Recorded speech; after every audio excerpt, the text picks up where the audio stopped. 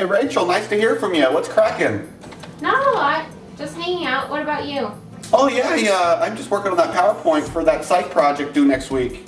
Oh, cool. Well, I was just wondering if you could help me out with my math assignment. Oh, the assignment due tomorrow? Yeah, that one. What other one did you think I was talking about? I have them all done for the rest of the year. Well, I need the one that's due tomorrow.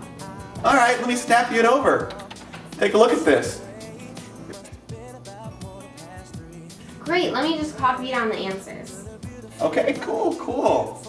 Yeah, Rachel, I was thinking if you weren't going to be that busy next week, I have 2 tickets to see Yu-Gi-Oh! On Ice if you wanted to come with me and my fam. Rachel? Brian, shh, I'm trying to focus. Yeah, I'm sorry, go copy away. Okay, got it. What were you saying?